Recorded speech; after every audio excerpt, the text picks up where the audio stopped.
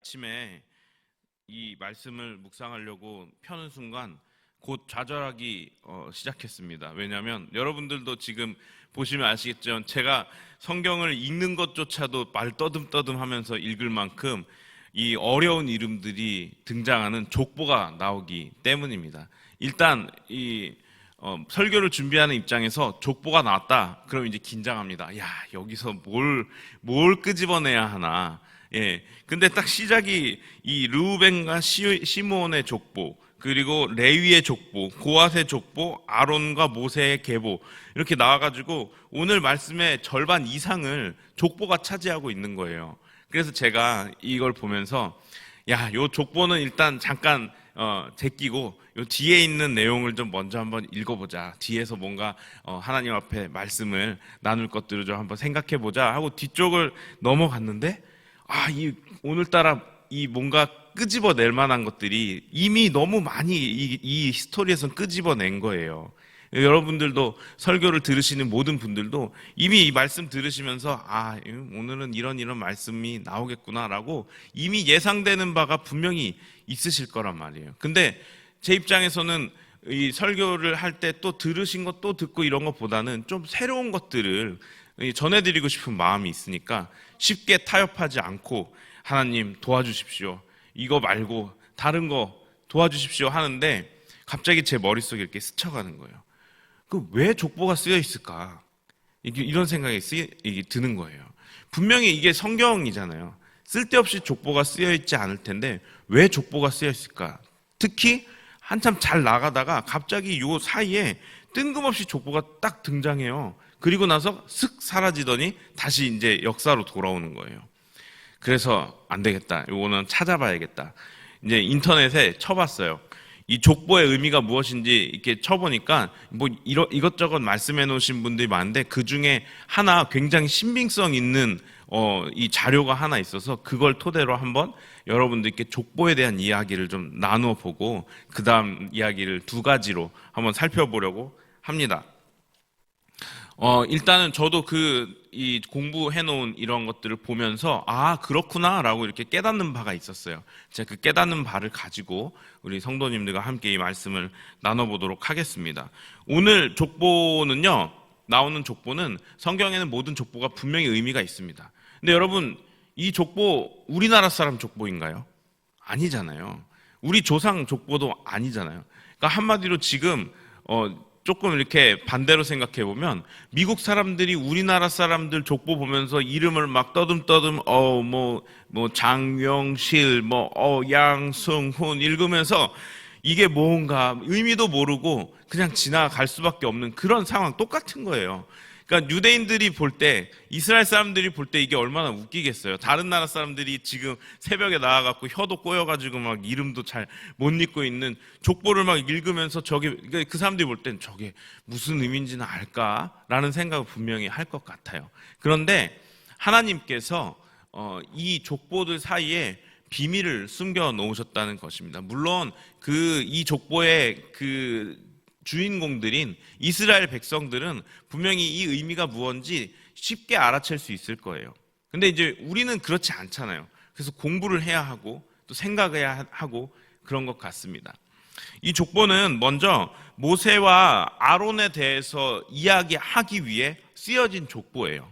그러니까 왜 쓰여졌느냐? 모세와 아론에 대해 이야기하기 위해 쓰여졌다. 왜냐하면 이 출애굽을 이제 하나님께서 시키실 때 모세와 아론을 이렇게 세우시잖아요. 그 세우신 이 두 사람이 어떠한 사람들인가, 이들이 어떠한 정통성을 가지고 있는가에 대해서 먼저 말씀하시는 거죠. 그런데 그것보다 굉장히 중요한 의미가 있습니다. 저도 이거를 보면서 그렇구나 했던 부분이 있어요. 이 족보의 특징이 있습니다. 그게 뭐냐면 나이가 기록된 사람들이 있다는 거예요. 이게 신기하게 전부 기록된 게 아니고 딱 4명 기록돼 있습니다. 5명 기록돼 있습니다. 이 5명이 누구냐면 레위이고요. 그 다음에 고핫, 아므람, 모세, 아론이에요. 이 사람들은 나이가 기록돼 있어요. 한번 나중에 보시고 한번 줄 쳐보세요. 그러면 이 4명이 어떻게 되느냐? 레위는 야곱의 아들이죠. 이스라엘의 아들이에요. 몇째 아들이면 셋째 아들이에요. 그 셋째 아들이라는 거는 오늘 르우벤과 시므온의 족보 그리고 레위의 족보를 통해서 르우벤과 시므온 첫째, 둘째 그리고 레위가 셋째 이렇게 하면서 12 그 아들들 중에 이 서열을 알 수가 있는 거죠. 근데 그 중에 셋째 아들인 레위는요 137세까지 살았대요. 여기 성경에 그렇게 기록하고 있습니다. 그리고 레위의 아들 고핫이 나옵니다. 고핫 또한 133세를 살았다고 성경에 기록하고 있습니다. 오늘 본문에요. 그리고 고핫이 133세를 살면서 아므람이라는 아들을 낳아요. 아므람이 137세를 살았대요. 자, 그리고 맨 끝에 가서 오늘 말씀의 이 주인공인 오늘 이 성경에 나오는 등장인물 중에 주인공인 모세와 아론이 나이가 나옵니다. 모세가 80세, 아론이 83세라고 이렇게 딱 나와요. 이게 언제냐? 모세가 여기에서 말씀하시는 게 그들이 바로에게 말할 때에라고 분명히 말합니다. 이 얘기 무슨 얘기냐면 이제 출애굽 시작하는 때에 모세의 나이가 80세, 아론의 나이가 83세였다라고 말하고 있는 것이에요. 이렇게 보면 여러분 그 딱 대를 잇는 사람들의 나이만 나왔어요. 레위 그리고 그 아들 고핫, 그 아들 아므람, 그 아들 모세 그리고 아론 이렇게 나와 있다는 것입니다. 이게 몇 대죠? 대로 따지면 4대가 되는 거예요. 자, 4대 하면 생각이 나는 말씀이 있어요. 창세기 15장 13절하고 16절 말씀 제가 읽어드리겠습니다. 이게 여호와께서 아브람에게 그러니까 하나님께서 아브람에게 말씀하신 언약이에요. 몇백 년 전에 수백 년 전에 말씀하신 언약이에요. 읽어드리겠습니다. 여호와께서 아브람에게 이르시되 너는 반드시 알라 내 자손이 이방에서 객이 되어 그들을 섬기겠고 그들은 400년 동안 내 자손을 괴롭히리니 내 자손은 4대 만에 이 땅으로 돌아오리니 이는 아모리 족속의 죄악이 아직 가득 차지 아니함이라 하시더니 아멘. 여기에서 400년과 4대가 등장합니다. 하나님의 언약이 그대로 이루어졌다는 것을 이 족보가 증거하고 있는 거예요. 하나님께서 아브라함에게 뭐라고 말씀하셨는지 창세기 15장 13절과 16장을 보면 알 수가 있는데 그 말씀이 출애굽기까지 이어지면서 출애굽기 여기 족보를 딱 말씀하시면서 봐봐 아브라함에게 약속하신 언약이 그대로 이루어졌지 레위부터 나 모세까지 4대야 라고 증거하고 있다는 것입니다. 하나님께서 말씀한 것이 하신 것이 그대로 이루어졌다는 것이 사실 이 족보 안에 숨어 있는 거예요. 그래서 수명을 기록한 것입니다. 몇 대다 몇 대 손인 것을 이렇게 확실히 하기 위해서 그렇습니다. 그래서 오늘 쓰여진 이 족보의 의미는 굉장히 의미가 있어요. 막 그냥 흐딱흐딱 지나갈 수도 저도 아마 그랬을 거예요. 만약에 이 뒤에서 뭔가 이렇게 준비할 수 있는 내용들이 나왔다면 오늘은 족보 내용은 그냥 지나가자 하고 지나갔을 텐데 뒤에 이 내용이 안 나온 게 은혜죠. 왜냐하면 이 족보를 꼭 봐야겠다는 마음을 먹을 수밖에 없었어요. 근데 그때 하나님께서 이게 왜 쓰여졌는지 한번 봐라 라고 말씀하시는 것 같았단 말이에요. 보니까 이 족보의 의미는 신실하신 하나님이 그 언약을 이루신 것이 증명됐다는 것을 말씀하고 계시는구나 라는 것을 우리가 알 수 있다는 것입니다. 이 족보를 통해서 우리는 하나님께서 그 일을 약속하신 말씀을 성취하셨다라는 것을 출애굽 사건 딱 직전에 요게 이루어졌구나 라고 못을 박아놓고 이제 가는 것입니다. 그러니까 이것을 읽는 사람들은 하나님께서 언약을 지키시는 자, 분명히 출애굽하시기 전에 이 약속을 지키셨구나 라고 모든 이 성경의 독자들, 특별히 이스라엘 사람들은 딱 대변에 아는 것이죠. 이거 4대네. 4대 어디서 나왔었는데 이거 창세기에 나왔던 말씀이네. 왜냐하면 그 사람들은 거의 달달달 외우고 있습니다. 성경을. 이 구약, 특히 모세오경, 토라라고 하는 이 모세오경은 거의 외우고 있어요. 우리는 이렇게 찾아봐야 되는데 그 사람들은 이게 내용이 하나로 쫙 이어진단 말이에요. 그러니까 대번에 알았을 거예요. 이 족보 그 언약의 말씀이 이루어졌다는 증거네. 알았을 거라는 것입니다. 그리고 나서 이제 족보 이야기를 살펴보고 나서 이거 하나만으로는 안 될 것 같은데 그러면서 계속 묵상을 하기 시작합니다. 그리고 묵상을 하는데 오늘 신기하게 단어 하나가 눈에 들어왔어요. 뭐가 들어왔냐면 군대라는 단어가 하나가 눈에 쏙 들어오는 겁니다. 오늘 말씀 26절에도 한번 나오고요. 그리고 7장 4절에도 한번 나옵니다. 굉장히 신기했던 게 뭐냐면 7장 4절 말씀에서 하나님께서 이스라엘 이 출애굽하기 전에 이 노예인 이 이스라엘 사람들을 놓고 7장 4절에 하나님께서 이렇게 말씀하세요. 내 군대 내 백성 이스라엘 자손을 이렇게 말씀하시는데 그 눈에 확 들어오는 거예요. 갑자기 군대? 어딜 봐서 군대야? 저 마음속에 이렇게 의구심이 드는 거예요. 아니 이스라엘 지금 노예로 400년 산 사람들이 어딜 봐서 군대야? 라는 생각이 싹 드는 거예요. 하나님이 훈련하시기도 전에 그리고 출애굽을 해가지고 40년 광야 생활을 한 사람들이면 몰라요. 여러분 그렇지 않아요?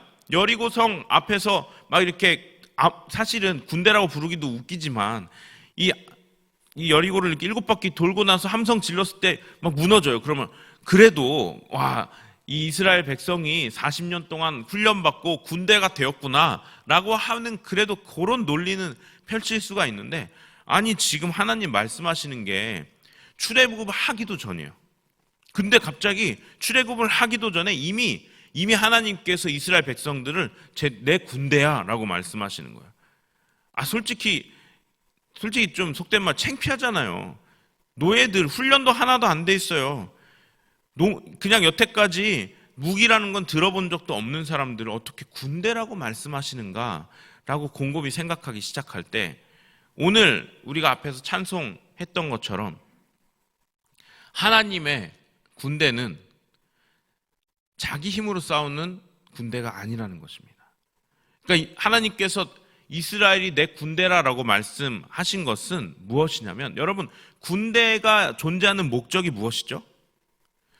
군대가 존재하는 목적은 그 나라를 지키고 그 나라의 뜻을 실행하기 위해서 존재합니다.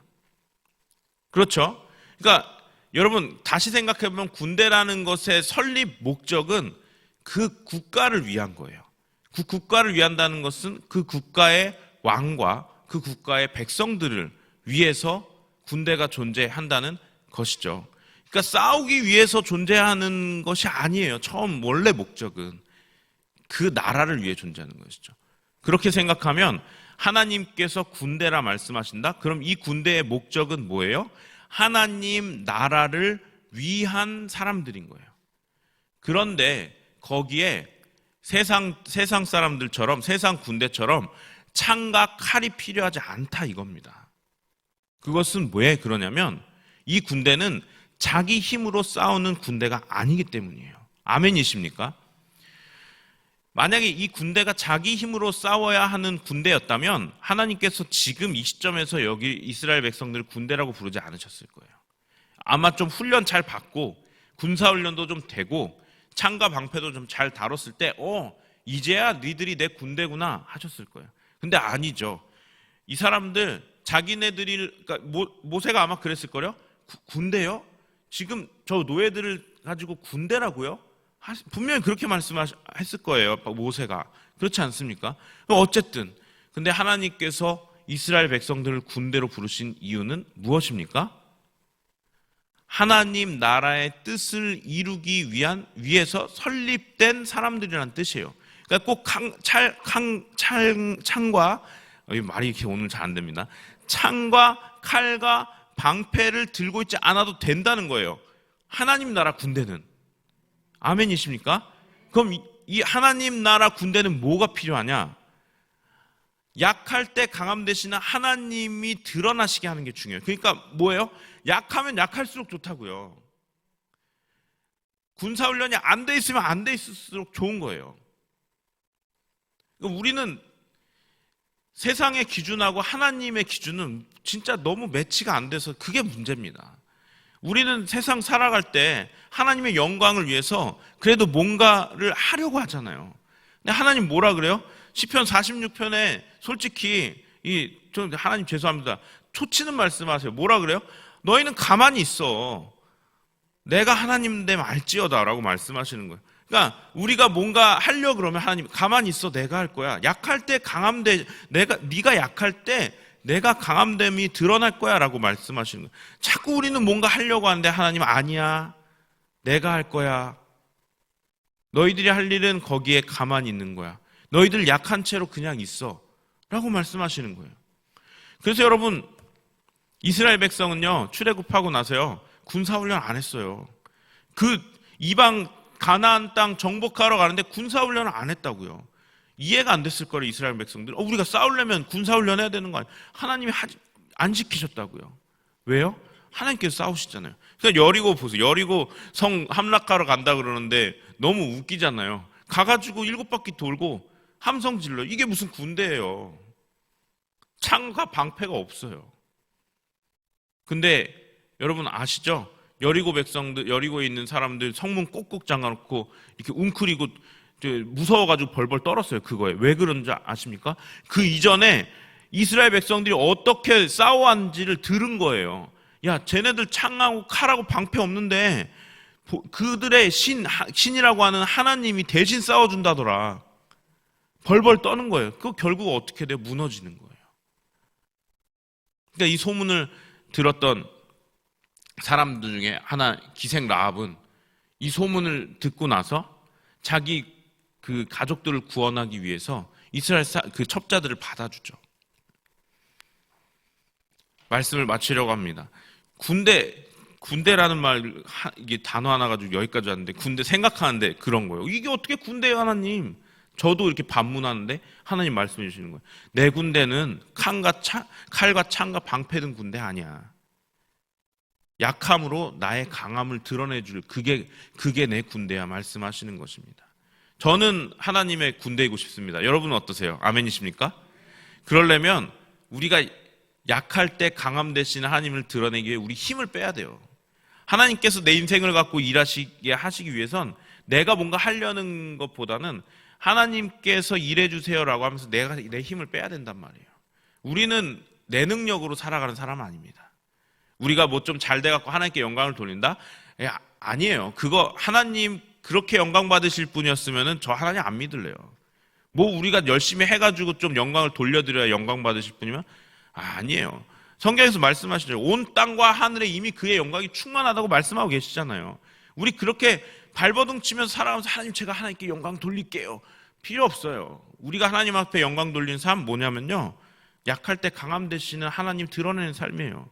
그럼 다 약해지면 돼요. 그러니까 능력 없어지라 이 말씀이 아니고요.